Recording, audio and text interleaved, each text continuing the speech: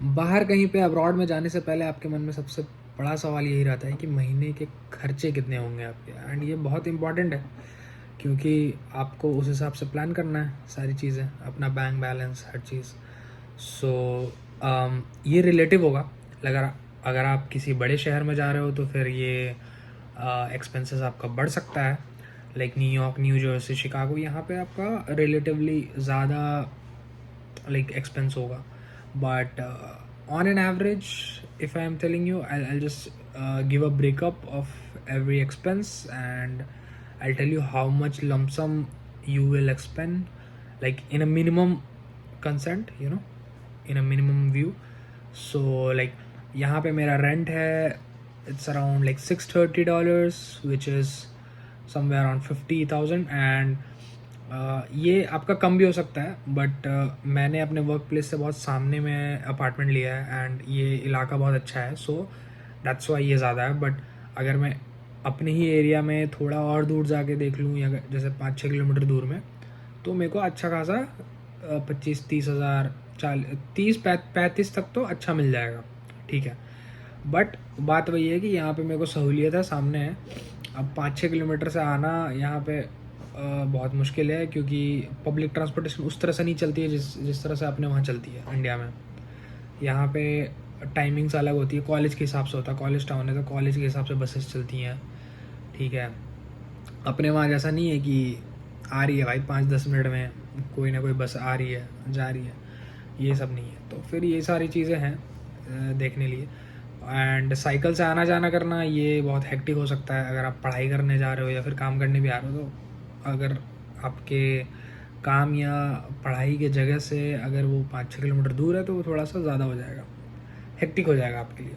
अगर हाँ, अगर आप वो कर सकते हो, अगर आप है मतलब क्षमता है आपके अंदर कि आप वो एंड्योर कर पाओ, तो फिर वो बेस्ट है, because that way you can save a lot of money. But ये हो गया मेरा $630 फॉर माई रेंट। इसमें इलेक्ट्रिसिटी एंड वाटर इंक्लूडेड है। कुछ जगहों पे नहीं होता है तो वो आपको देख के चलना पड़ेगा, तो इलेक्ट्रिसिटी बिल में भी $100 आ सकता है, ठीक है। बट फिर भी वो अपार्टमेंट भी मिला जुला के 60 या लाइक 600 $600 में ही हो जाएगा।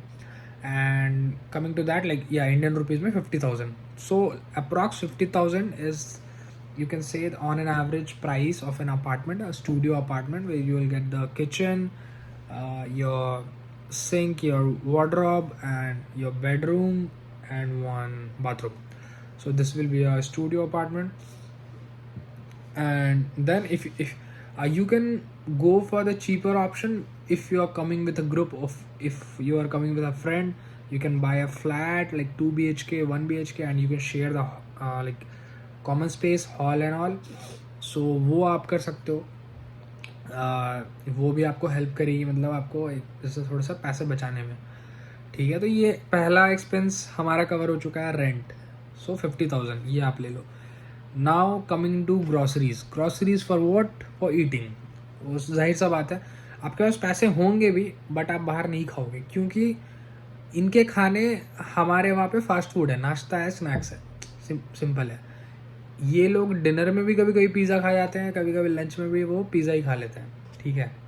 कभी कभी वो नूडल्स खा रहे हैं, कभी मैक एंड चीज़ खा रहे हैं। एंड लाइक जो हमारे लिए होता था कि चलो बाहर शाम में घूमते हुए खा लिए, like like as a snack, so उनके लिए यहाँ पे मील है, ठीक है। एंड उनके लिए मतलब ठीक रहता है, क्योंकि उसके हिसाब से वो लोग प्रोटीन लेते हैं। तो प्रोटीन यहाँ पे क्या है कि वो बीफ पोर्क भी खाते हैं, तो वो इंक्लूडेड रहता है सारे मील्स में उनके, बट हम लोग खा नहीं सकते। तो यही है कि फिर आपको खुद से बनाना ही पड़ेगा, आपके पास चॉइस नहीं है, आपको बनाना ही पड़ेगा। इसलिए grocery is the main thing, the next big thing जिसमें आपका खर्च होने वाला है, ठीक है। नाउ ये डिपेंड करेगा, अगर जैसे कोई जिम जाने वाला पर्सन है, सो he needs more protein, so he'll consume more eggs, more chicken, maybe more mushroom, more paneer and all. So this will go around, if an average person is buying his grocery in a month, it will go around easily $200, okay। and if अगर कोई gym कर रहा है and gym के साथ उसको मतलब अपना न्यूट्रिएंट्स लेना है, उसको अपना इनटेक लेना है, सो maybe you can add more $100 to his diet and his grocery shopping. So this is all. So यहाँ पे हो गया $600 और ऑन एन एवरेज की बात कर रहा हूँ तो अब $200 ग्रॉसरी के, सो हो गए आपके $800. ठीक है, $800 हो गए यहाँ पे. तो अभी इंडियन रुपीज़ में कितने हो गए? 56,000 या नहीं 70,000 मान लो. ठीक है, 70,000 आपके हो गए खाने का और रहने का. ये तो आपका हो गया, सॉर्टेड है. ठीक है, अब ये हो गया. अब आपका क्या है कि ट्रैवलिंग वगैरह या फिर एक्स्ट्रा खर्चे. अब कुछ भी मतलब एक्स्ट्रा खर्चे हो सकते हैं. Travelling, first of all, if you are getting a car और something like that here, bike तो यहाँ पे कार से भी महंगी, तो obviously you will go for a car if you are thinking of buying a vehicle और something like that. So अगर आप कार लेते हो तो आपको इंश्योरेंस भरना पड़ेगा. That will be costing around $80 to $120 per month. सो आप उसमें वो जोड़ लो. ठीक है, एंड लाइक आपके कार के खर्चे, उसमें मेंटेनेंस, ये वो सब मिला के आप ले लो $200. तो $200 उनके बढ़ जाएंगे जो कार या व्हीकल मतलब लेने वाले, यहाँ पे अवेल करने वाले. और एल्स अगर आप नहीं ले रहे हो, तो अगर आप कहीं पे जा भी रहे हो तो फॉर से ऊबर वगैरह कुछ भी कर लिया, तो फिर महीने में आप कितनी बार जाओगे? 5 बार जाओगे, 6 बार जाओगे, तो $10 उसमें मिला लो, तो यार like $60 may be. So that is the. But हाँ, आप कॉलेज टाइमिंग के हिसाब से अगर आप जाना चाह रहे हो कहीं पे भी, तो आप बसेस अवेल कर सकते हो, वो फ्री है, कोई इशू नहीं है.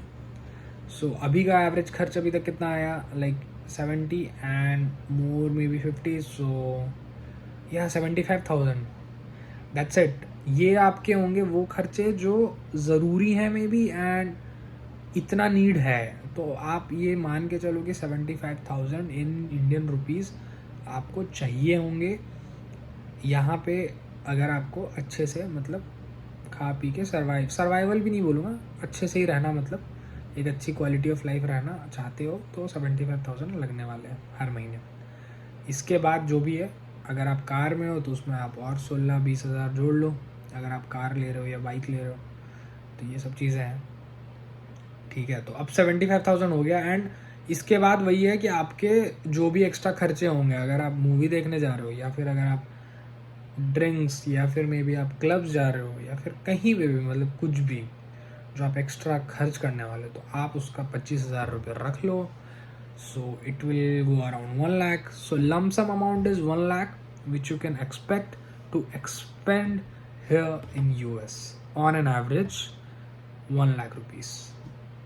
So that will go around 83, like $830. So that will be there. This you can expect. Sorry, not $830. It will cost you around like $1,100. Yeah. So that is there. So ये आपको बस ध्यान में देखना है. एंड बाकी ये बस यही है, ये तीन ही चीज़ ज़रूरी होती है: ट्रैवल, खाना पीना एंड योर छत.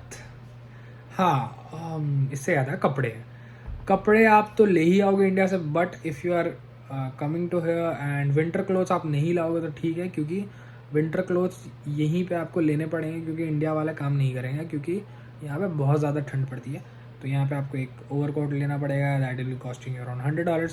That is one time investment. So nothing to worry about. But if you are not coming with your clothes from India, so get ready to like expend maybe 1,000, like 700 to 1,000 on each normal clothing for yourself. Like आप अगर t-shirt भी ले रहे हो, it will go around 700 1,000 rupees. Okay, like maybe $10 or like $15. So that is there. So it is very common here.